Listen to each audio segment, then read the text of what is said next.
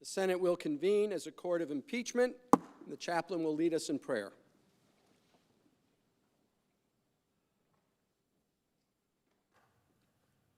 Let us pray. O God, You are our rock of safety. Protect us in an unsafe world. Guard us from those who smile but plan evil in their hearts. Use our senators to bring peace and unity to our world. May they permit godliness to make them bold as lions. Give them a clearer vision of your desires for our nation. Remind them that they borrow their heartbeats from you each day. Provide them with such humility, hope, and courage that they will do your will. Lord, grant that this impeachment trial will make our nation stronger, wiser, and better. We pray in your strong name. Amen. Please join me in reciting the Pledge of Allegiance to the flag. I pledge allegiance to the flag of the United States of America and to the republic for which it stands, one nation, under God, indivisible, with liberty and justice for all.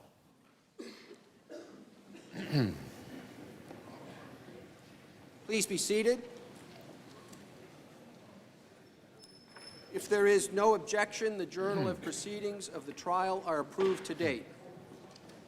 Without objection, so ordered. The Sergeant-at-Arms will make the proclamation.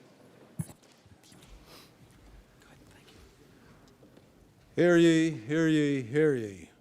All persons are commanded to keep silent on pain of imprisonment while the Senate of the United States is sitting for the trial of the articles of impeachment exhibited by the House of Representatives against Donald John Trump, President of the United States.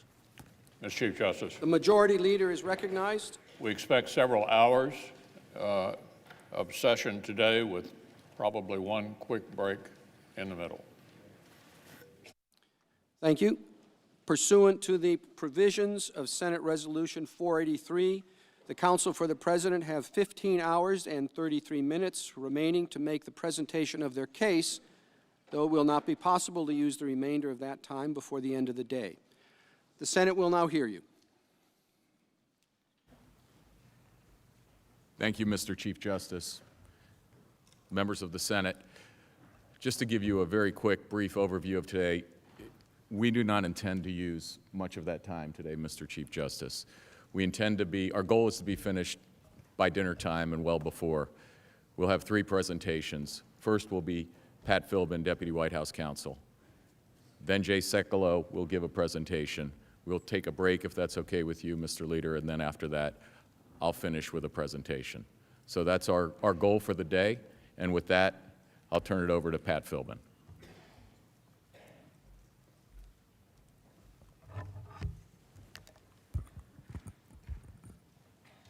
Mr. Chief Justice, members of the Senate, Majority Leader McConnell, Minority Leader Schumer, I'd like to start today by making a couple of observations related to the abuse of power charge in the first article of impeachment. And I wouldn't presume to elaborate on Professor Dershowitz's presentation from yesterday evening, which I thought was complete and compelling, but I wanted to just add a couple of very specific points in support of the exposition of the Constitution and the impeachment clause that he set out. And it begins from a focus on the point in the debate about the impeachment clause at the Constitutional Convention, where maladministration was offered by George Mason as a grounds for impeachment. And James Madison responded that that was a bad idea. And he said, "So vague a term will be equivalent to a tenure during the pleasure of the Senate." And that evinced a deep-seated concern that Madison had, and it's part of the whole design of our Constitution, for ways that can lead to exercises of arbitrary power. The Constitution was designed to put limits and checks on all forms of government power. Obviously, one of the great mechanisms for that is the separation of powers, the structural separation of powers in our Constitution. But it also comes from defining and limiting powers and responsibilities, and a concern that vague terms, vague standards are themselves an opportunity for the expansion of power and the exercise of arbitrary power. And we see that throughout the Constitution and in the impeachment clause as well. And this is why, as Gouverneur Morris argued in discussing the impeachment clause, that only few offenses, he said, few offenses ought to be impeachable, and the cases ought to be enumerated and defined. And that's why we see in the debates at the Constitution, many terms had been included in earlier drafts when it was narrowed down to treason and bribery, and there was a suggestion to include maladministration, which had been a ground for impeachment in English practice. The framers rejected it because it was too vague. It was too expansive. It would allow for arbitrary exercises of power. And we see throughout the Constitution in terms that relate and fit in with the impeachment clause the same concern. One is in the definition of treason. The framers were very concerned that the English practice of having a vague concept of treason that was malleable and could be changed even after the fact to define new concepts of treason was dangerous. It was one of the things that they wanted to reject from the English system. So they defined in the Constitution very specifically what constituted treason and how it had to be proved. And then that term was incorporated into the impeachment clause. Similarly, in the rejection of maladministration, which had been an impeachable offense in England, the framers rejected that because it was vague. A vague standard, something that's too changeable, that can be redefined, can be malleable after the fact, allows for the arbitrary exercise of power. And that would be dangerous to give that power to the legislature as a power to impeach the executive. And similarly, and it relates again to the impeachment clause, one of the greatest dangers from having changeable standards that existed in the English system was bills of attainder. Under a bill of attainder, the Parliament could pass a specific law saying that a specific person had done something unlawful, they were being attainted, even though it wasn't unlawful before that. And the framers rejected that entire concept. In Article 1, Section 9, they eliminated both bills of attainder and all ex post facto laws for criminal penalties at the federal level, and they also included a provision to prohibit states from using bills of attainder. Now, in the English system, there was a relationship to some extent between impeachment and bills of attainder because both were tools of the Parliament to get at officials in the government. You could impeach them for an established offense, or you could pass a bill of attainder.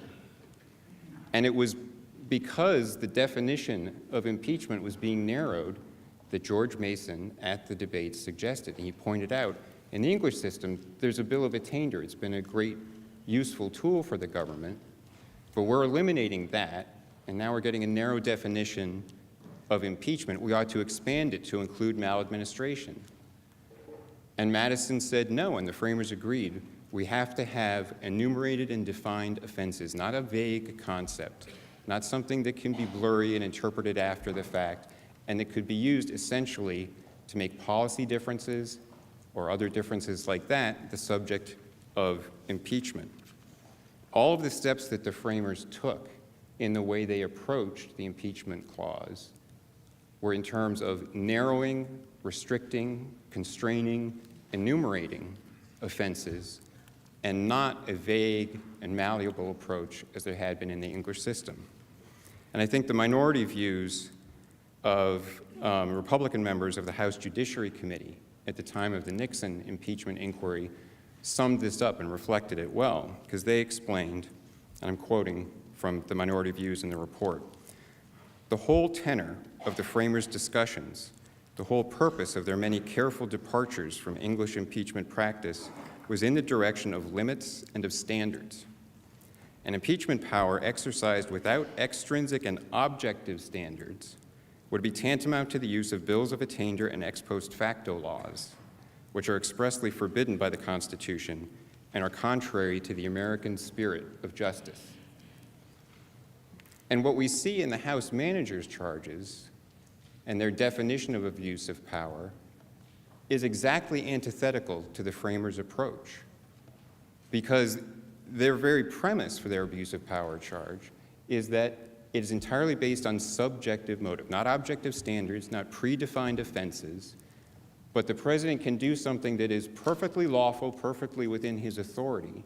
But if the real reason, as Professor Dershowitz pointed out, that's the language from their report, the reason in the president's mind is something that they ferret out and decide is wrong, that becomes impeachable. And that's not a standard at all. It ends up being infinitely malleable. And it's something that I think a telling factor that reflects how malleable it is and how dangerous it is in the House Judiciary Committee's report. Because after they define their concept of abuse of power, and they say that it involves your exercising government power for personal interest and not the national interest, and it depends on your subjective motives, they realize that that's infinitely malleable. There's not really a clear standard there. And it's violating a fundamental premise of the American system of justice, that you have to have notice of what is wrong. You have to have notice of an offense. And this is something that Professor Dershowitz pointed out last night. There has to be a defined offense in advance. And the way they try to resolve this is to say, well, in addition to our definition, high crimes and misdemeanors involve conduct that is recognizably wrong to a reasonable person. And that's their kind of add-on to deal with the fact that they have an unconstitutionally vague standard. They don't have a standard that really defines a specific offense. They don't have a standard that really defines in coherent terms that are going to be identifiable what the offenses are. So they just add on, and it's got to be recognizably wrong. And they say that they're doing this to resolve a tension, they call it, within the Constitution.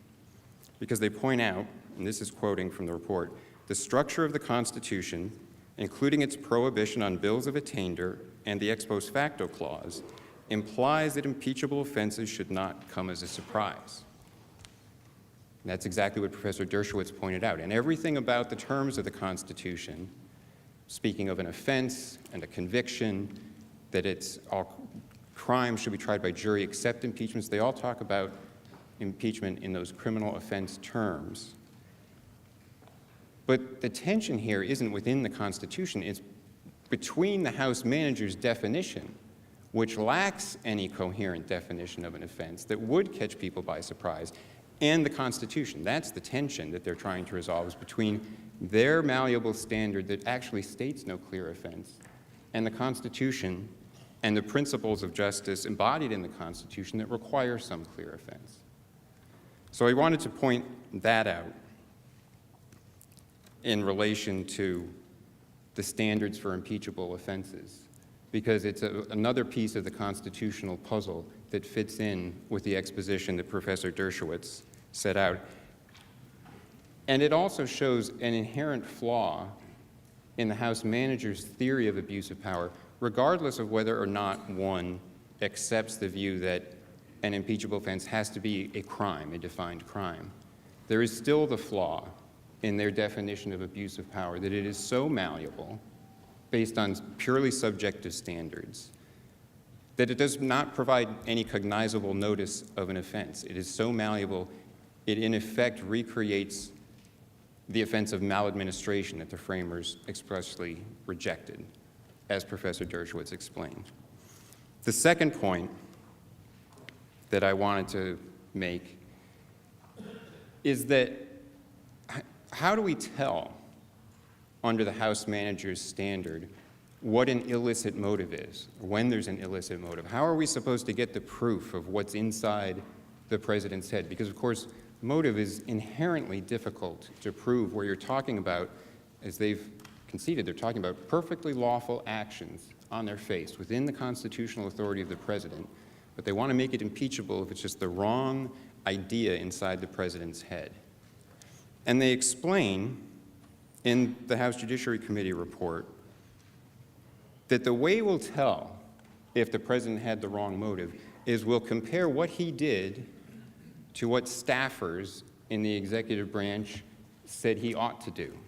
So they say, quote, that the president, quote, disregarded United States foreign policy towards Ukraine, end quote, and that he ignored, quote unquote, official policy that he had been briefed on, and that he, quote, ignored, defied, and confounded every agency within the executive branch, end quote. That is not a constitutionally coherent statement. The president cannot defy agencies within the executive branch. Article 2, Section 1 of the Constitution vests all of the executive power in a president of the United States. He alone is an entire branch of government. He sets policy for the executive branch. He's given vast power. And of course, within limits set by laws passed by Congress, and within limits set by spending priorities, spending laws passed by Congress, he, within those constraints, sets the policies of the government. And in areas of foreign affairs, military affairs, national security, which is what we're dealing with in this case, foreign affairs, head of state communications, he has vast powers. As Professor Dershowitz explained, for over 2 centuries, the president has been regarded as the sole organ of the nation in foreign affairs. So the idea that we're going to find out when the president had the wrong subjective motives by comparing what he did to the recommendations of some interagency consensus among staffers is fundamentally anti-constitutional. It inverts the constitutional structure. And it's also fundamentally anti-democratic, because our system is rather unique in the amount of power that it gives to the president. The executive here has much more power than in a parliamentary system. But part of the reason that the president can have that power is that he is directly democratically accountable to the people. There is an election every 4 years to ensure that the president stays democratically accountable to the people. But those staffers in these supposed interagency who have their meetings and make recommendations to the president are not accountable to the people. There is no democratic legitimacy or accountability to their decisions or recommendations. And that is why it is the president, as head of the executive branch, who has the authority to actually set policies and make determinations, regardless of what the staffers may recommend. They're there to provide information and recommendations, not to set policy. So the idea that we're going to start impeaching presidents by deciding that they have illicit motives if we can show that they disagreed with some interagency consensus is fundamentally contrary to the Constitution and fundamentally anti-democratic. So those were the 2 observations I wanted to add to supplement specific points on Professor Dershowitz's comments from last night. Now I want to shift gears and respond to a couple of points that the House managers have brought up that are really completely extraneous to this proceeding. They involve matters that are not charged in the articles of impeachment. They do not relate directly to the president or his actions. But they are accusations that were brought up somewhat recklessly in any event, and we cannot close without some response to them. And the first has to do with the idea that somehow the White House and White House lawyers were involved in some sort of cover-up related to the transcript of the July 25th call because it was stored on a highly classified system. So let me start with that. The House managers made this accusation there was something nefarious going on. But let's see what the witnesses actually had to say. Lieutenant Colonel Alexander Vindman, and remember, Lieutenant Colonel Vindman is the person who was listening in on the call and who raised a concern, the only person who went and raised a concern with NSC lawyers that he thought there was something improper, something wrong with the call, even though he later conceded under cross-examination it was really a policy concern, but he thought there was something wrong. And he had to say that he did not think, he said, "So I do not think there was malicious intent or anything of that nature to cover anything up. He's the one who went and talked to the lawyers. He's the one whose complaint spurred the idea that, wait, there might be something that's really sensitive here. We should make sure that this is not going to leak.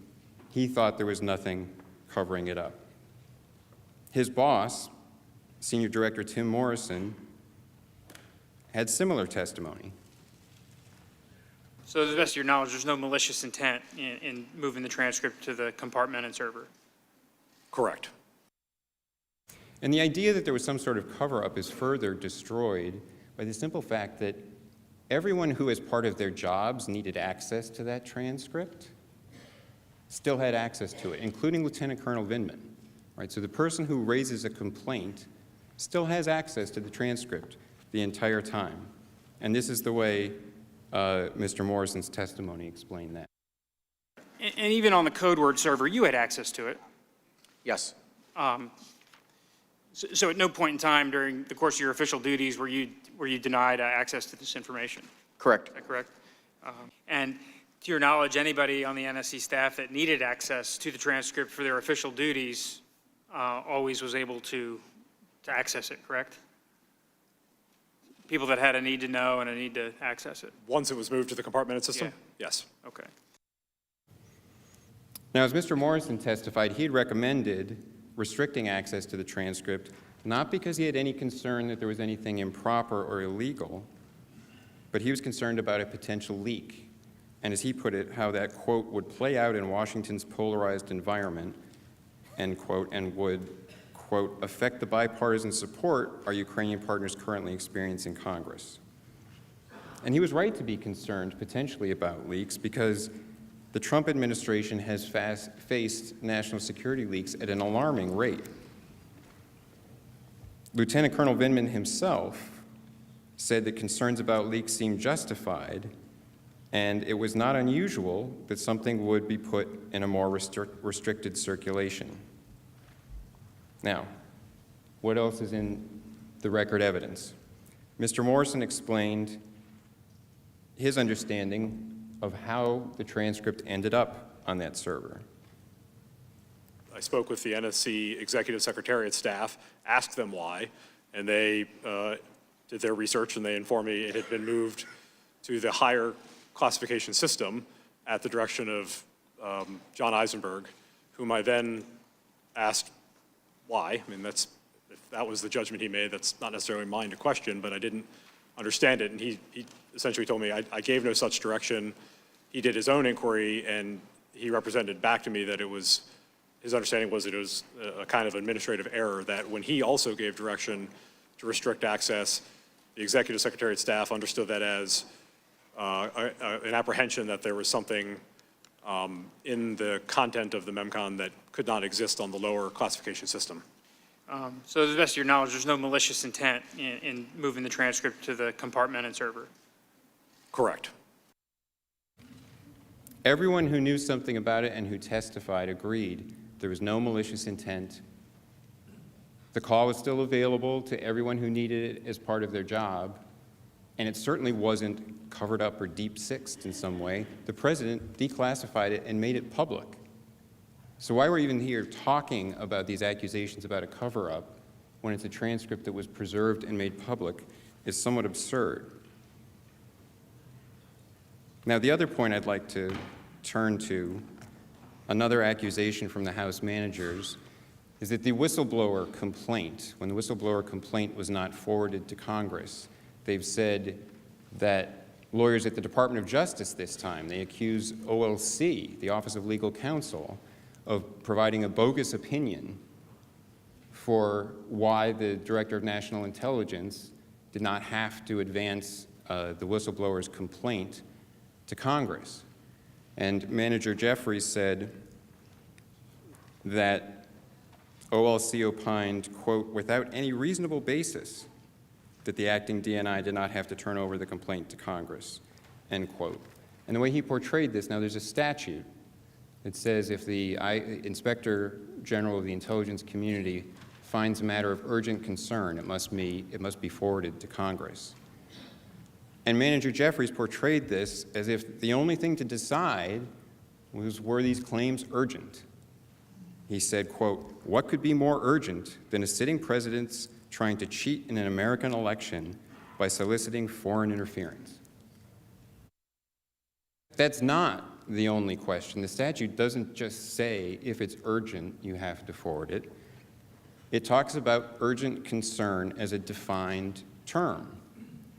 Now, if the House managers want to come and cast accusations at the political and career officials at the Office of Legal Counsel, which we all know is a very respected office of the Department of Justice, provides opinions for the executive branch on what governing law is, they should come backed up with analysis. So let's look at what the law actually says. And I think we have the slide of that.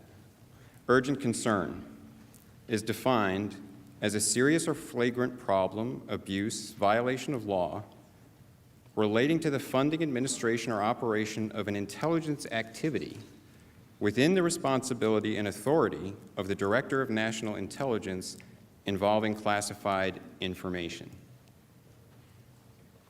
So the Office of Legal Counsel was consulted by the General Counsel at the DNI's office, and they looked at this definition, and they did an analysis, and they determined that the alleged misconduct is not an urgent concern within the meaning of the statute. Because they're not just talking about, do we think it's urgent? Do we think it's important? No, they're analyzing the law. And they looked at the terms of the statute. The alleged misconduct is not an urgent concern within the meaning of the statute because it does not concern the funding, administration, or operation of an intelligence activity under the authority of the DNI. Remember, what we're talking about here is a head of state communication between the President of the United States and another head of state. This isn't some CIA operation overseas. This isn't the NSA doing something. This isn't any intelligence activity going on within the intelligence community under the supervision of the DNI. It's the head of the executive branch exercising his constitutional authority, engaging in foreign relations with a foreign head of state. So in reaching that conclusion, the Office of Legal Counsel looked at the statute, the case law, the legislative history, and it concluded that this phrase of urgent concern includes matters relating to intelligence activities subject to the DNI's supervision, but it does not include allegations of wrongdoing arising outside of any intelligence activity or outside the intelligence community itself, and that makes sense. This statute was meant to provide for an ability of the Inspector General of the intelligence community, overseeing the activities of the intelligence community, to receive reports about what was going on at intelligence agencies, those that are members of the intelligence community, if there was fraud, waste, abuse, something unlawful in those activities. It was not meant to create an Inspector General of the presidency, an Inspector General of the Oval Office, to purport to determine whether the president, in exercising his constitutional authorities, had done something that should be reported. This law is narrow, and it does not cover every alleged violation of law, OLC explained, or other abuse that comes to the attention of a member of the intelligence community. Just because you're in the intelligence community and happen to see something else doesn't make this law apply. And the law does not make the Inspector General for the intelligence community responsible for investigating and reporting on allegations that do not involve intelligence activities or the intelligence community. Now, nonetheless, the President, of course, released the July 25th call transcript. And it was also not the end of the matter that the whistleblower complaint and the ICIG's letter were not sent directly to Congress, because OLC explained that if the complaint does not involve an urgent concern, but if there's anything else there that you want to have checked out, the appropriate action is to refer the matter to the Department of Justice. And that's what the DNI's office did. They sent the ICIG's letter with the complaint to the Department of Justice. And the Department of Justice looked at it. And this was all made public some time ago. The Department of Justice examined the exact allegations of the whistleblower and the exact framing and concern raised by the Inspector General, which had to do with a potential of perhaps a campaign finance law violation. DOJ looked at it, looked at the statutes, analyzed it, and determined there was no violation, and it closed the matter. And it announced that months ago. All right, when something gets sent over to the Department of Justice to examine, you can't call that a cover-up. Everything here was done correctly. The lawyers analyzed the law. The complaint was sent to the appropriate person for review. It was not within the statute that required transmission to Congress. And everything was handled entirely properly. So again, actually extraneous to the matters before you, there's nothing about these 2 points in the articles of impeachment, but it merits a response when reckless allegations are made against those at the White House and at the Department of Justice. And with that, Mr. Chief Justice, I'll yield back my time to Mr. Sekulow.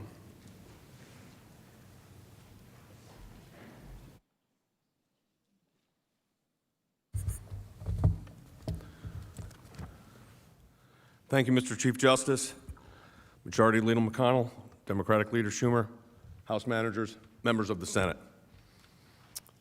What we are involved in here, as we conclude, is perhaps the most solemn of duties under our constitutional framework.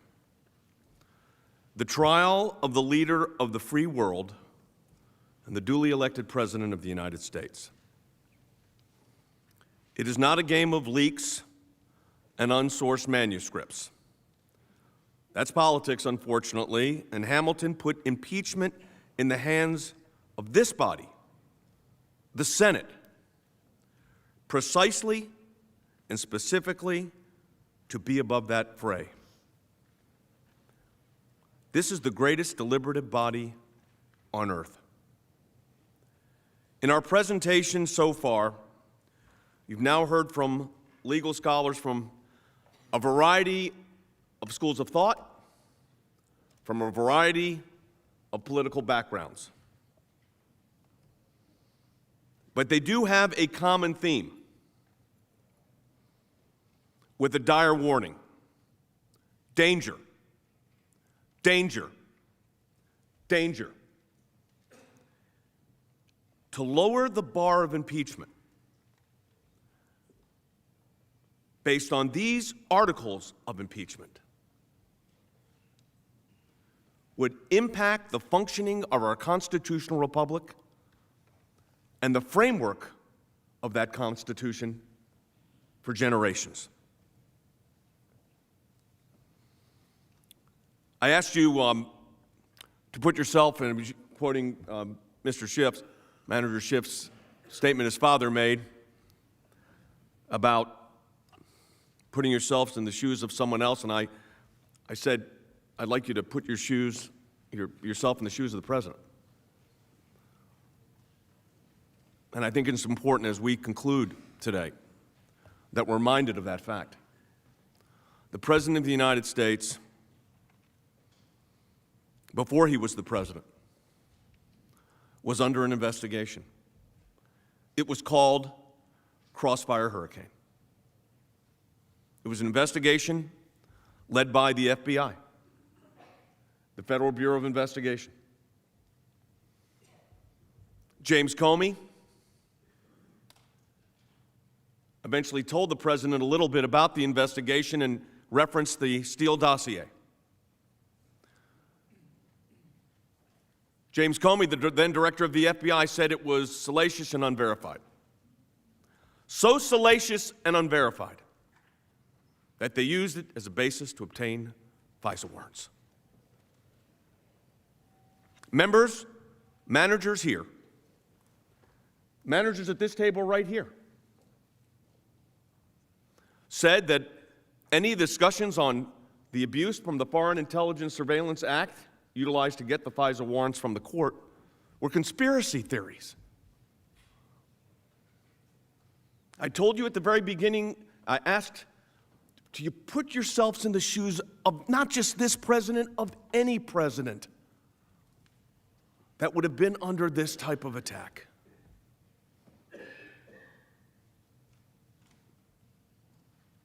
FISA warrants issued on people affiliated with his campaign, American citizens affiliated with people of his campaign.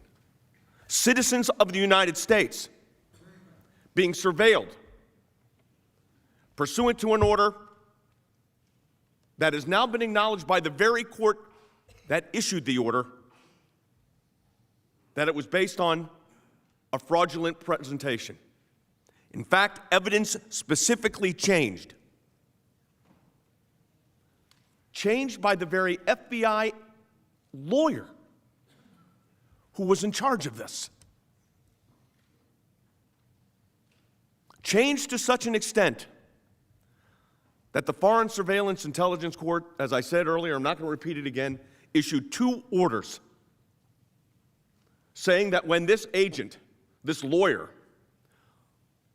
made these misrepresentations to the National Security Division, they also made a misrepresentation to a federal court, the federal court, the Foreign Surveillance Court, a court where there are no defense witnesses, a court where there is no cross-examination.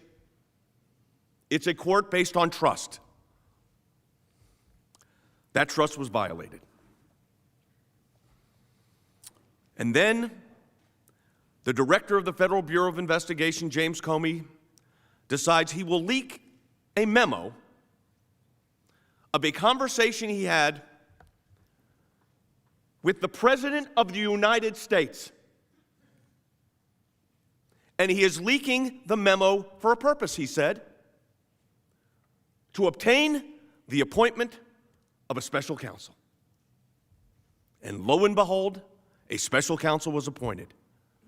And it just so happens that that FBI agent, lawyer, who committed the fraud on the FISA court became a lawyer for the Mueller investigation, only to be removed because of political animus and bias found by the Inspector General.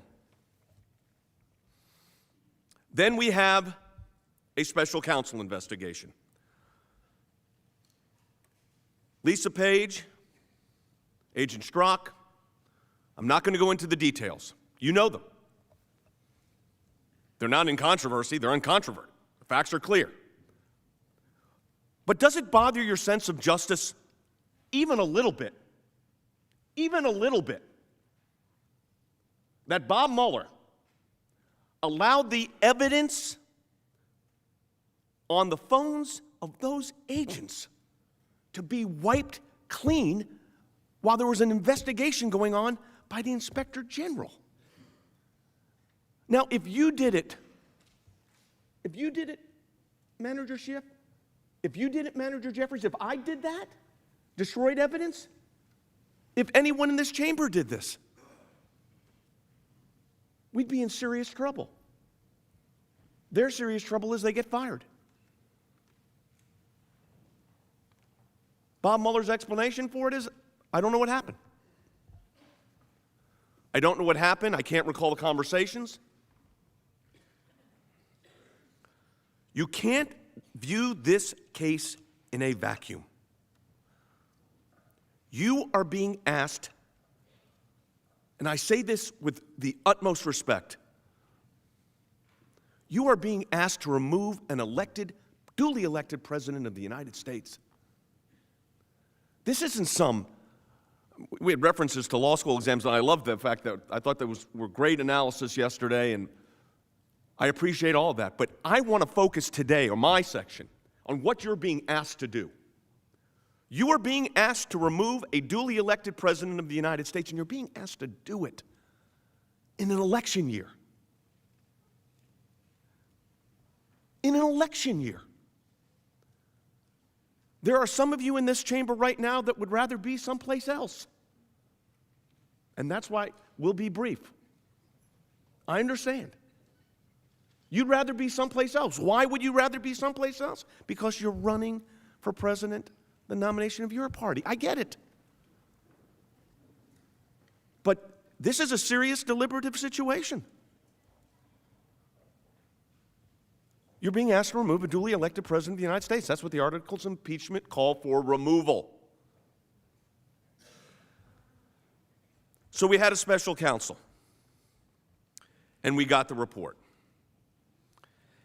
And just for a moment, putting yourselves in the shoes of this president or any president that would be under this situation, you're number 4 at the Department of Justice. His wife is working for the firm that's doing the opposition research on him and is communicating with the foreign former spy, Christopher Steele, to put together the dossier, and it's being handled by Christopher Steele through Nellie Orr to her husband, then the 4th-ranking member at the Department of Justice, Bruce Orr, and all of this is going on.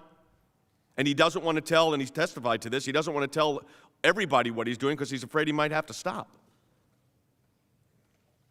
Might have to stop. How did this happen? This is the Federal Bureau of Investigation. And then we ask, why is the president concerned about advice he's being given? Put yourself in his shoes. Put yourself in his shoes. We've given you, and our approach has been, to give an overview and to be very specific. To remove a duly elected president, which is what you're being asked to do, in essentially policy disagreements. You heard a lot about policy. Although the one that it still troubles me, this idea that the president, it was said by several of the managers, is only doing these things for himself. Understanding what is going on in the world today as we're here. They raised it, by the way. I'm not trying to be disrespectful. They raised it. This president is only doing things for himself while the leaders of opposing parties, by the way, at the highest level, to obtain peace in the Middle East, to say you're only doing that for yourself. I think the irony of that those statements were made while all of that was going on, and other acts that this body's passed, some of it bipartisan, to help the American people. Policy differences. Those policy differences cannot be utilized to destroy the separation of powers. House managers spoke for, I know we've had disagreements on the time, if it was 21 hours or 23 hours. They spoke during their time, a lot of time. Most of it attacking the president, policy decisions. They didn't like what they heard. They didn't like there was a pause on foreign aid. I laid out before that there was pauses on all kinds of foreign aid. It's not the first president to do it. But the one thing I'm still trying to understand from the manager's perspective, and maybe it's not fair to ask the managers because you're not the leader of the House, but remember the whole idea that this was a dire national security threat, a danger to our nation? We had to get this over here right away. It had to be done before Christmas. It was so important. It was so significant. The country was in such jeopardy. The jeopardy was so serious that it had to be done immediately. Let's hold on to the articles of impeachment for a month to see if the House could force the Senate to adopt rules that they wanted, which is not the way the Constitution is set up. But it was such a dire emergency. It was so critical for our nation's national interest that we could hold them for 33 days. Danger, danger, danger. That's politics. As I said, you're being called upon to remove the duly elected president of the United States. That's what these articles of impeachment call for. They never really answer the question of why they thought there was such a national emergency. Maybe they will during questions, I don't know. There was such a national emergency, they never did explain why it was that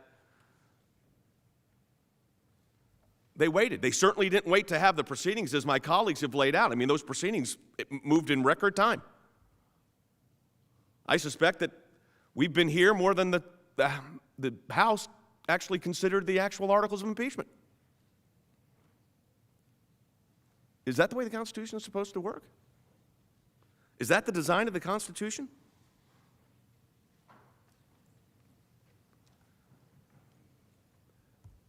And then their question, of course, came up and yesterday on the whole situation with Burisma and the Bidens and that whole issue. And my colleagues went through that a great deal, and I'm not going to do that. But do we have are we in a situation, we used to call this, in free speech cases, like a free speech zone. You could have your free speech activities over here. You can't have them over there. Do we have like a Biden-free zone? I mean, was that what this was? You mention someone, or you're concerned about a company, and it's now off limits. You can impeach the President of the United States for asking a question. I think we significantly showed the question. I'm not going to go through a detail-by-detail analysis of the facts, but there are some that we just have to go through. You heard a lot of new facts yesterday in our presentation. Saturday, what we were pointing to is a very quick overview. And then yesterday, we spent the day, and we appreciate everybody's patience on that, going through the facts. They showed you this, but they didn't show you that. The facts are important, though, because facts have legal ramifications. Legal ramifications impact the decisions you make. So I don't take facts lightly, and I certainly don't take the constitutional mandate lightly, and we can't. The facts we demonstrated yesterday and briefly on Saturday demonstrate that there was, in fact, a proper governmental interest in the questions that the President asked and the issues that the President raised on that phone call. A phone call. Now, let's, again, put your feet in the shoes of the President. Put yourself in the President's position. Do you think he thought when he was on the call it was him and President Zelensky he was talking to and that was it? Or it was, as sometimes I heard one commentator said, it was people listening in on the call, the President and 3,000 of his closest friends. Let's be realistic. The President of the United States knew when he was on that call there were a lot of people listening, from our side and from their side. So he knew what he was saying. He said it. We released a transcript of it.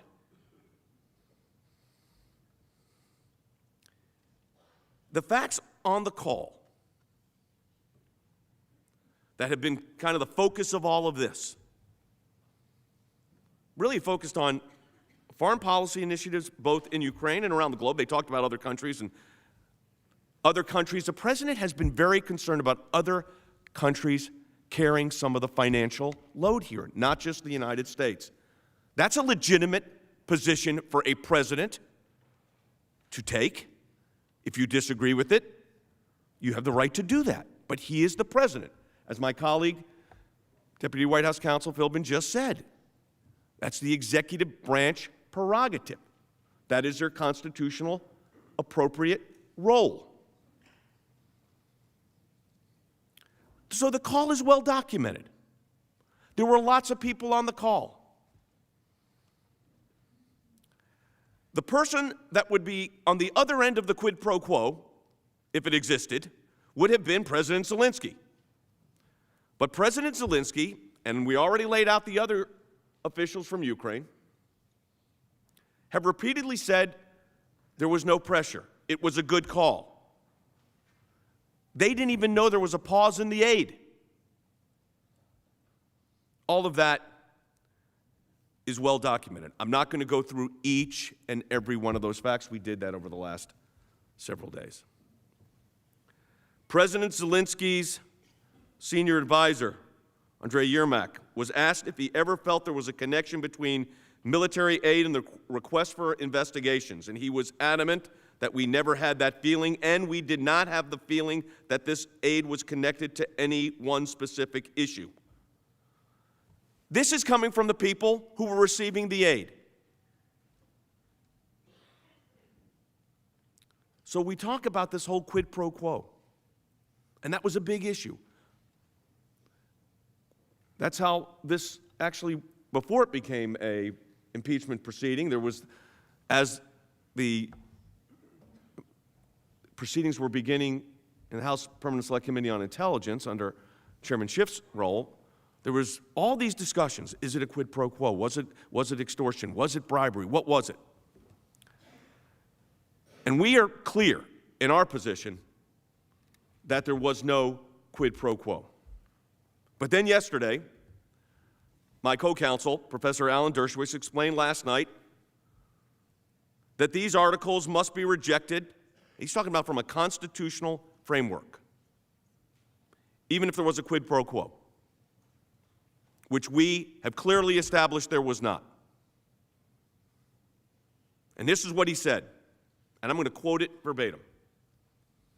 The claim that foreign policy decisions can be deemed abuses of power based on subjective opinions about mixed or sole motives that the president was interested only in helping himself demonstrate the dangers of employing the vague, subjective, and politically malleable phrase abuse of power as a constitutionally permissible criteria for the removal of a president. He went on to say, now it follows from this that if a president, any president, were to have done what the Times reported about the content of John Bolton's manuscript, that would not constitute an impeachable offense. I'm quoting exactly from Professor Dershowitz. He says, let me repeat it. Nothing in the Bolton revelations, even if true, would rise to the level of abuse of power or an impeachable offense. That is clear from history. That is clear from the language of the Constitution. You cannot turn conduct that is not impeachable into impeachable conduct simply by using words like quid pro quo and personal benefit. It is inconceivable that the framers would have intended to so politically loaded and promiscuously deployed a term as abuse of power to be weaponized, again, Professor Dershowitz, as a tool of impeachment. It is precisely the kind of vague, open-ended, and subjective term the founders and the framers feared and rejected. Now, to be specific, you cannot impeach a president on an unsourced allegation. But what Professor Dershowitz was saying, even if everything in there was true, it constitutionally doesn't rise to that level. But I want to be clear on this, because there's a lot of speculation out there. With regard to what John Bolton has said, which referenced a number of individuals, we'll start with the president. Here's what the president said in response to that New York Times piece. I never told John Bolton that the aid to Ukraine was tied to investigations into Democrats, including the Bidens. In fact, he never complained about this at the time of his very public termination. If John Bolton said this, it was only to sell a book. The Department of Justice. While the Department of Justice has not reviewed Mr. Bolton's manuscript, the New York Times account of his conversation grossly mischaracterizes what Attorney General Barr and Bolton discussed. There was no discussion of personal favors or undue influence on investigations, nor did the Attorney General state that the President's conversations with foreign leaders were improper. The Vice President's Chief of Staff issued a statement. In every conversation with the President and the Vice President, in preparation for our trip to Poland, remember that was the trip that was being planned for the meeting with President Zelensky, the President consistently expressed his frustration that the United States was bearing the lion's share of responsibility for aid to Ukraine and that European nations weren't doing their part. The President also expressed concerns about corruption in Ukraine, and at no time did I hear him tie Ukraine aid to investigations into the Biden family or Burisma.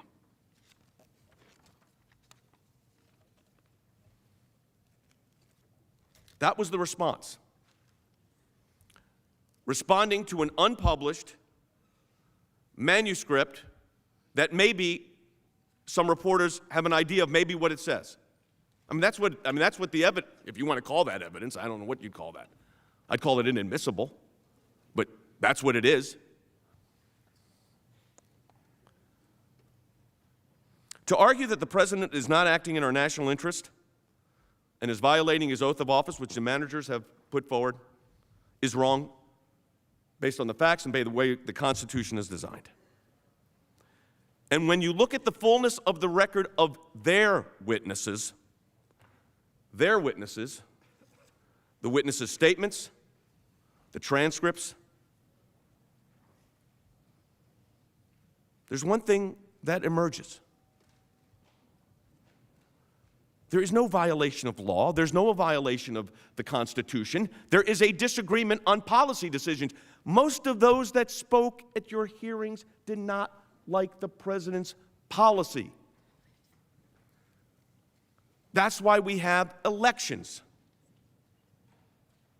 That's what policy differentials and differences are discussed. But to have a removal of a duly elected president based on a policy disagreement, that is not what the framers intended. And if you lower the bar that way, danger, danger, danger. Because the next president, or the one after that, he or she will be held to that same standard? I hope not. I pray not. That's not what happens. Not just for the sake of my client, but for the Constitution. You know, Professor Dershowitz gave a list of presidents from Washington to where we are today who, under that standard that they are proposing, could be subject to abuse of power or obstruction of Congress.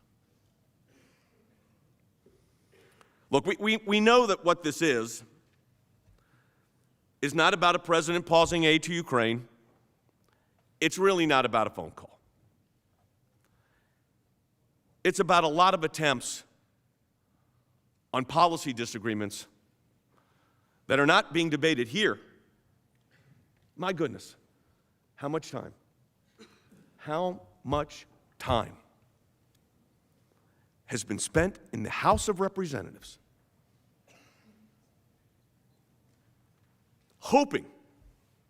they were hoping, that the Mueller probe would result in, I'm not going to play you, I was thinking about it, playing all the clips from all the commentators the day after Bob Mueller testified. Bob Mueller was unable to answer under his examination basic and fundamental questions.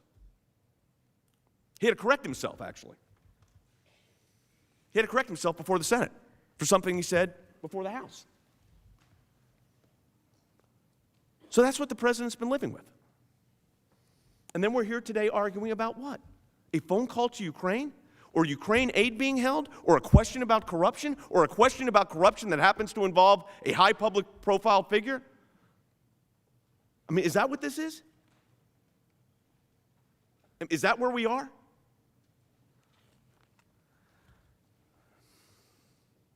And then what do we find out? The aid was released. It was released in an orderly fashion. The reform President Zelensky, wins, but there was a question whether his party would take the parliament. It did. They worked late into the evening with the desire to put forward reforms. So everybody was waiting, including, and you heard the testimony from, I will say, their witnesses. You heard the testimony. Everybody was concerned about Ukraine. Everybody was concerned about whether these reforms could actually take place. Everybody was concerned about it. So you hold back. Didn't affect anything that was going on in the field. We heard Mr. Crow worrying about the soldiers. I understand that. I appreciate that. But none of that aid was affecting what was going on the battlefield right then or for the next 4 months because it was future aid. And are we having an impeachment proceeding because aid came out 3 weeks before the end of the fiscal year? Or a 6-minute phone call? You boil it down, that's what this is. It's interesting to me that everybody's saying, well, the aid was finally released September 11th, only because of the committee and the whistleblower who we've never seen. Mr. Philbin dealt with that in great detail. I'm not going to go over that again. But you know, the new high court, the anti-corruption court, wasn't established and did not sit until September 5th, 2019. So while the president of Ukraine was trying to get reforms put in place, the court that was going to decide corruption issues was not set until September 5th. I want you to think about this for a moment, too. They needed a high court of corruption for corruption. I mean, think about that for a moment. Now, that's good that they recognized it. But remember when I said the other day, you don't wave a magic wand and now Ukraine doesn't have a corruption problem? The High Court of Corruption, which they have to have, because it's not just past corruption, they're concerned about ongoing corruption issues, and you could put all of your witnesses back under oath in the next hearings you'll have when this is all over, and you're going to be back in the House and we'll be doing this again, put them all back under oath and ask them, Mr. Schiff, is there a problem of corruption in Ukraine? And if they get up there and say, no, everything is great now, hallelujah. But I suspect they're going to say, we're working really hard on it. And I believe them. But this idea that it was just vanished and now we're back into everything's fine, it's absurd. Mr. Morrison testified that while the developments were taking place, the vice president also met with President Zelensky in Warsaw. That was the meeting of September 1st. The one, by the way, where the vice president's office said, in response to this New York Times, nobody told him about aid being held or linked to investigations. Are you going to stop? Are you going to allow proceedings on impeachment to go from a New York Times report about someone that says what they hear is in a manuscript? Is that where we are? I don't think so. I hope not. What did Morrison say? He heard firsthand that the new Ukraine administration was taking concrete steps to address corruption. That's good. He advised the president that the relationship with Zelensky is one that could be trusted. Good. President Zelensky also agreed with Vice President Pence, this is interesting, that the Europeans should be doing more. And related to Vice President Pence, conversations he'd been having with European leaders about getting them to do more. In sum, the president raised two issues he was concerned with to get them addressed. Now, I've already went over, again, this is just the closing moments here of this proceeding, of our portion of this proceeding. Aid was withheld or paused, put on a pause button, not just for Ukraine. Afghanistan, South Korea, El Salvador, Honduras, Guatemala, Lebanon, and Pakistan, and I'm sure I am leaving countries out. But do you think the American people are concerned if the president says, before we give a country, I don't know, $550 million,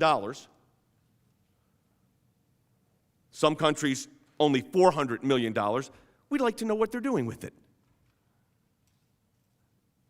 You're supposed to be the guardians of the trust here. It's the taxpayers' money we're spending.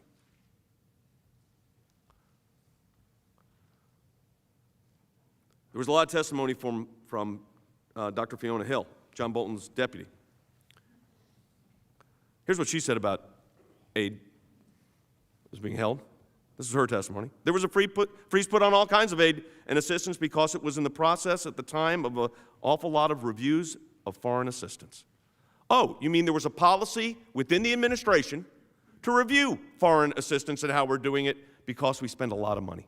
And by the way, I'm not complaining about the money. I don't think anybody doesn't want to help. But we do need to know what's going on. And those are valid and important questions. Manager Crow told you that the president's Ukraine policy was not strong against Russia. But Ambassador Yovanovitch stated the exact opposite. She said in her deposition that our country's Ukraine policy under President Trump actually, her words, got stronger than it was under President Obama. So again, policy disagreements, disagreements on approach. Have elections. That's what we do in our republic. For 3 long days, House managers presented their case by selectively showing parts of testimony. Good lawyers show parts of testimony. You don't have to show the whole thing. But other good lawyers show the rest of the testimony. And that's what we sought to do, to give you a fuller view of what we saw as the glaring omissions by my colleagues, the House managers. The legal issues here are the constitutional ones. And I have been, I think, pretty clear over the last week, starting when we had the motions arguments, that my concern about the constitutional obligations that we're operating under. I have been critical of Manager Nadler's executive privilege and other nonsense. I want you to look at it this way. Take out executive privilege. First Amendment free speech and other nonsense. The free exercise of religion and other nonsense. The rights to due process and other nonsense. The rights to equal protection under the laws and other nonsense. You can't start doing that. You would not do that.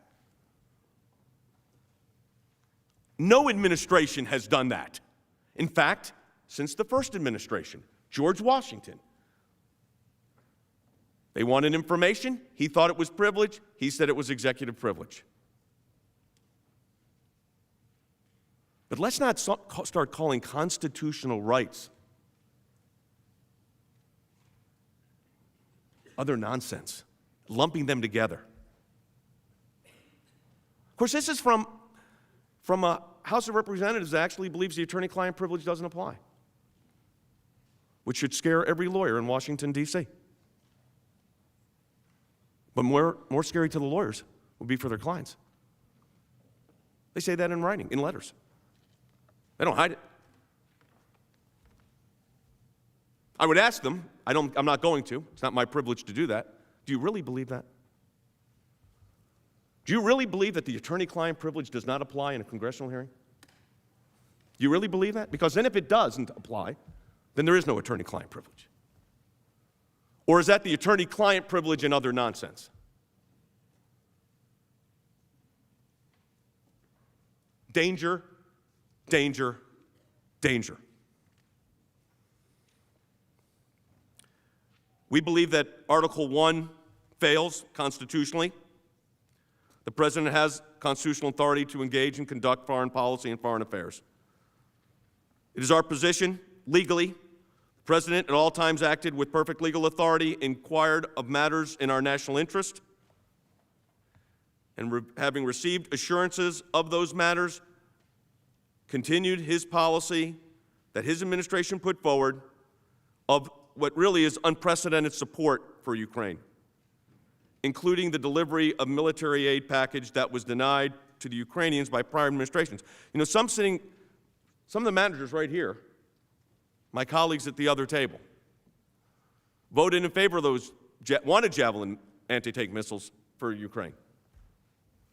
Some of the members here did not. Didn't want to do that. Voted against that. I'm glad we gave it to them. I'm glad we allowed them to purchase javelins. I tell you, I never served in the military. I have tremendous, tremendous respect for the men and women that protect our freedom each and every day. Tremendous respect for what they are doing and continue to do. But this president actually allowed the javelins to go. Some of you liked that idea, some of you did not. It's a policy difference. Were you going to impeach President Obama because he did not give them lethal aid? No, nor should have you. You should not do that. It's a policy difference.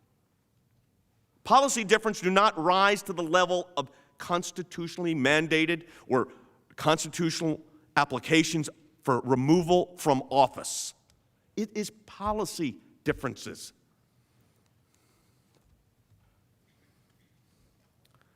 By the way, it's not just on lethal weapons. And President Obama, as I said, withheld aid.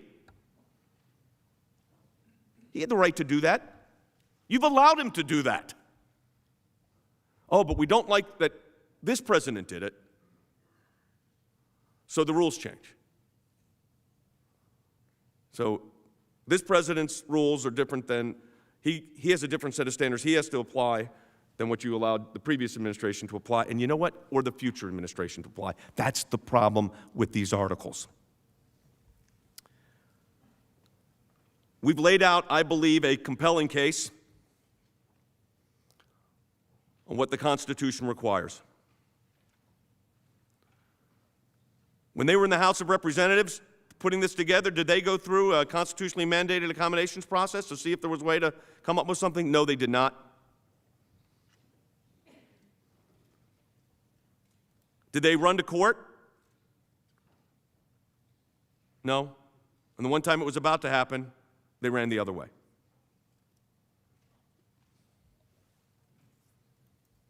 Separation of powers means something. It's not separation of powers and other nonsense. If we've reached now, at this very moment, in the history of our republic, a bar of impeachment because you don't like the president's policies or you don't like the way he undertook those policies, because we hear a lot about policies. If partisan impeachment is now the rule of the day, which these members and members of this Senate said should never be the rule of the day. My goodness, they said it, some of them 5 months ago. But then we had the national emergency. A phone call. It's an emergency. Except we'll just wait. But if partisan impeachment based on policy disagreements, which is what this is, and personal presumptions, or newspaper reports and allegations in a unsourced, maybe this is in somebody's book, who's no longer at the White House, that becomes the new norm. Future presidents, Democrats, Republicans, will be paralyzed the moment they are elected, before they can even take the oath of office. The bar for impeachment cannot be set this low. Majority Leader McConnell, Democratic Leader Schumer, House managers, members of the Senate. Danger, danger, danger. These articles must be rejected. The Constitution requires it. Justice demands it. Majority Leader, we would ask for a short recess if we can, about 15 minutes. The Majority Leader is recognized. We'll be in recess for 15 minutes. Without objection,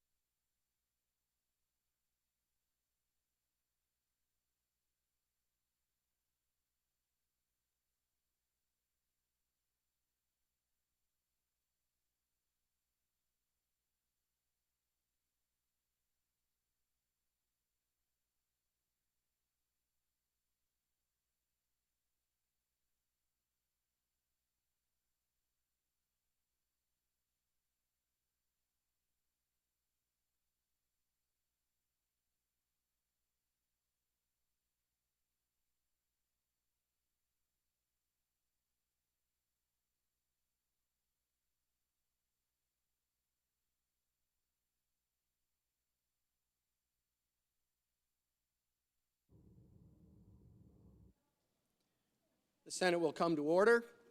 Please be seated. Mr. Cipollone. Thank you, Mr. Chief Justice, members of the Senate. Well, I had kind of a lengthy presentation prepared, but I think you've heard a lot from our side, and I think we've made our case. And so I just want to leave you with a couple of points. First of all, thank you, Mr. Leader, and thank you, Democratic Leader Schumer, and all of you for the privilege of speaking on the floor of the Senate and for your time and attention. We really appreciate it. We've made 3 basic points. 1, all you need in this case is the Constitution and your common sense. You just look at the articles of impeachment. The articles of impeachment fall far short of any constitutional standard, and they are dangerous. And if you look to the words from the past that I think are instructive, as I said last night, they're instructive because they were right then and they're right now. And I'll leave you with some of those words. There must never be a narrowly voted impeachment or an impeachment supported by one of our major political parties and opposed by the other. Such an impeachment will produce the divisiveness and bitterness in our politics for years to come and will call into question the very legitimacy of our political institutions. This is unfair to the American people. By these actions, you would undo the free election that expressed the will of the American people in 1996. In so doing, you will damage the faith the American people have in this institution and in the American democracy. You will set the dangerous precedent that the certainty of presidential terms, which has so benefited our wonderful America, will be replaced by the partisan use of impeachment. Future presidents will face election, then litigation, then impeachment. The power of the president will diminish in the face of the Congress, a phenomenon much feared by the Founding Fathers. This is a constitutional amendment that we are debating, not an impeachment resolution. The Republicans are crossing out the impeachment standard of high crimes and misdemeanors, and they are inserting the words any crime or misdemeanor. We are permitting a constitutional coup d'etat, which will haunt this body and our country forever. I warn my colleagues that you will reap the bitter harvest of the unfair partisan seeds you sowed today. The constitutional provision for impeachment is a way to protect our government and our citizens, not another weapon in the political arsenal. I expect history will show that we've lowered the bar on impeachment so much. We have broken the seal on this extreme penalty so cavalierly that it will be used as a routine tool to fight political battles. My fear is that when a Republican wins the White House, Democrats will demand payback. You were right. But I'm sorry to say you were also prophetic. And I think I couldn't say it better myself, so I won't. You know what the right answer is in your heart. You know what the right answer is for our country. You know what the right answer is for the American people. What they are asking you to do is to throw out a successful president on the eve of an election with no basis and in violation of the Constitution. It would dangerously change our country and weaken forever all of our democratic institutions. You all know that's not in the interest of the American people. Why not trust the American people with this decision? Why tear up their ballots? Why tear up every ballot across this country? You can't do that. You know you can't do that. So I ask you to defend our Constitution, to defend fundamental fairness, to defend basic due process rights, but most importantly, to respect and defend the sacred right of every American to vote and to choose their president. The election is only months away. The American people are entitled to choose their president. Overturning the last election and massively interfering with the upcoming one would cause serious and lasting damage to the people of the United States and to our great country. The Senate cannot allow this to happen. It is time for this to end, here and now. So we urge the Senate to reject these articles of impeachment for all of the reasons we have given you. You know them all. I don't need to repeat them. They've repeatedly said over and over again, a quote from Benjamin Franklin, "It's a republic if you can keep it."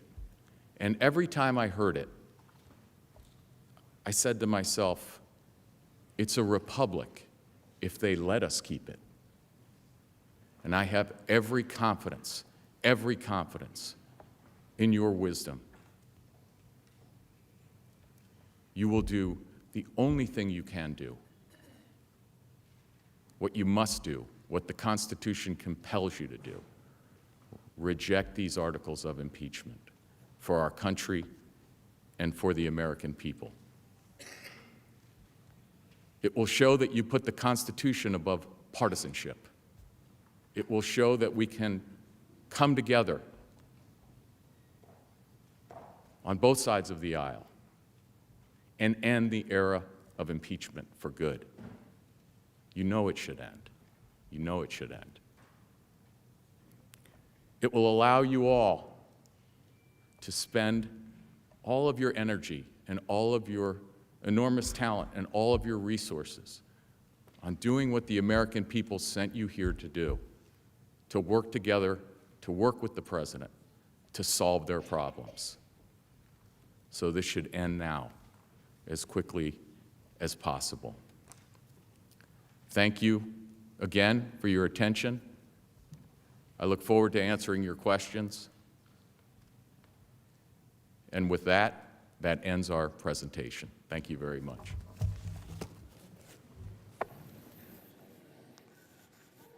The Majority Leader is recognized.